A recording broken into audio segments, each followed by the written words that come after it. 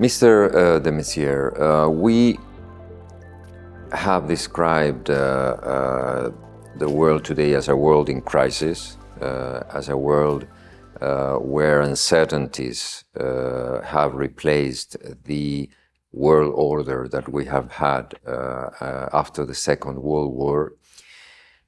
How do you see the world today? What are your main concerns when you look around based on your long international experience? Well, of course, it's difficult to describe the world in 1 or 2 minutes, but perhaps something like world order, we were used to that for decades, is historically an exception.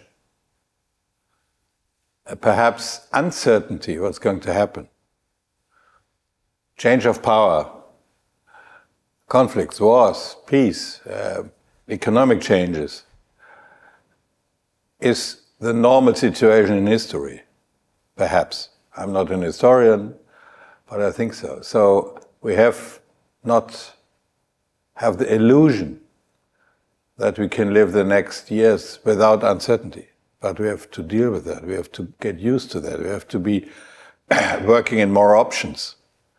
And there's perhaps a mistake that the answer for uncertainty is to do it alone. A country, a company, a person, and that's wrong. Uncertainty needs partnerships and friendships, even more, at least between those who are reliable, and this should be our approach, without dreaming that uncertainty will come back.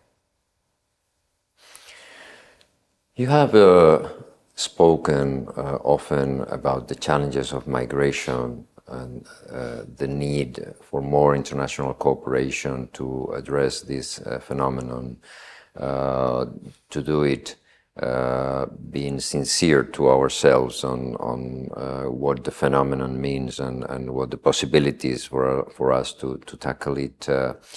We are now in Sicily holding these Meadow talks at the heart of these crossroads where this is happening every day. How do you see the migration challenge today in this complex international context, in this crisis for international organizations, and how do you see our chances to tackle this phenomenon? Well, first of all, migration is very often misunderstood as a matter for the ministers for Home Affairs, domestic problem. So we can solve it at the borders, and that's it. And that's not the truth. When migrants are at the borders, at your own country, it's probably too late. So migration is an international phenomenon for centuries, and it cannot be solved, but we have to make we don't want to get used to that, but perhaps is containment the right expression? Of course, no conflicts elsewhere in Africa or so, well, this is a dream as well, but to reduce the numbers as early as possible is the best way to reduce the problems and to destroy the market for those who earn money by transporting people. And if you see the geographical situation for Europe and compare it, for example, with Canada or America, it's much more complicated. In Canada, you have ice and sea on the east and west side, and America on the south. The USA, they have water on the east and the west side, and Middle and South America on the south, and even they have problems with migrants from El Salvador, Venezuela, small countries. So our situation is much more complicated. So we need cooperation with not only the origin countries in Africa, or we should not only help to solve problems in Pakistan and Syria and Afghanistan, but with those countries who are suffering similar, transit countries. And there we need, in Europe, I would guess, a division of labor. For years, Spain is very intelligent and wise to deal with Morocco and other countries. Italy with Libya and Tunisia.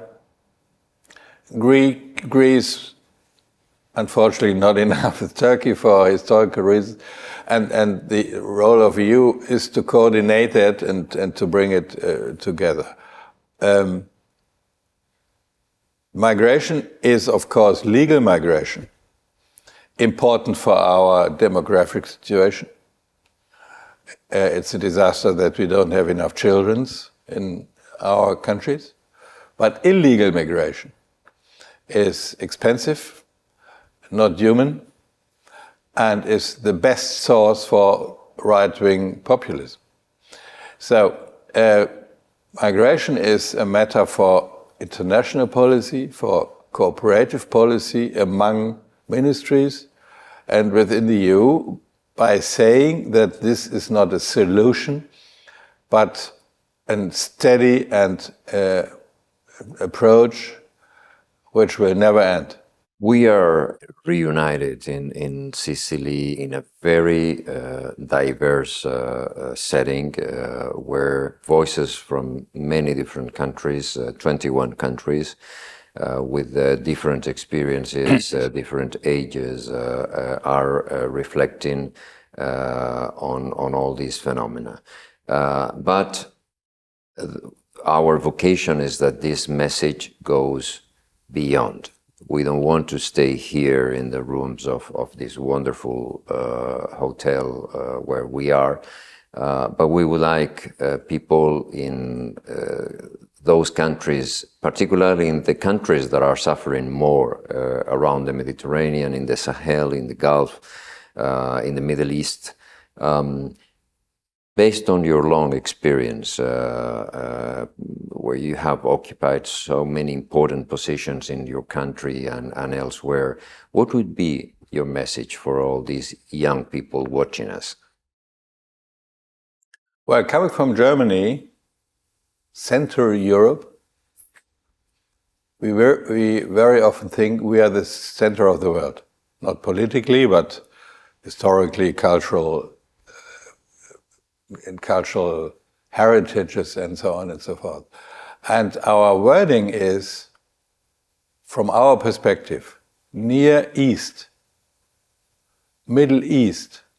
This means the definition from that is from our perspective. That's totally wrong. Other centers have their own perspective. I visited once my Turkish colleague, and he sat under a huge map, and Istanbul was the center of the world.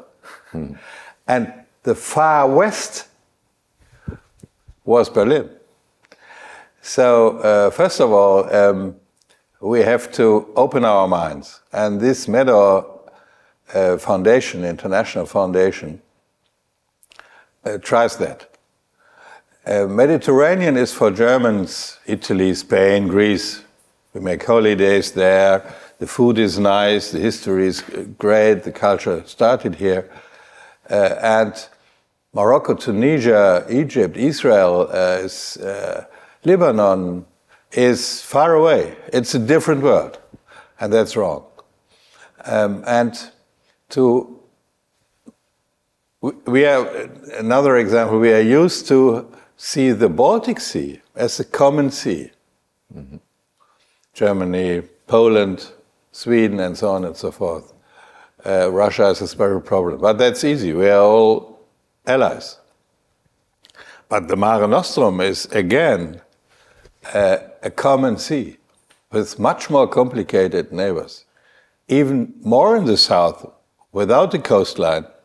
In a way, they are belonging to the area. So, and Metta Foundation is trying to concentrate and to widen this view, not only to Africa, but to Europe as well. We in Central and Northern Europe will not have a nice and wealthy and peaceful future without having the South, and it starts in South Europe, having in a good situation, peaceful, and climate change is of great influence. So, to open this this view is it's the greatest benefit of the Metta Foundation. Now, if you ask me what I could tell to those who are living in all our countries, especially the young generation, my advice would be, don't look only on your career, on your personal situation, on the situation of your country, but as well the influences of foreign policy, of neighbors, of the whole world, how you could influence that. You will not have a good domestic situation in no country in the world without having a broader view in your perspective, and the other round. You cannot make foreign policy successful if you neglect domestic necessities, wishes of the people, and so on.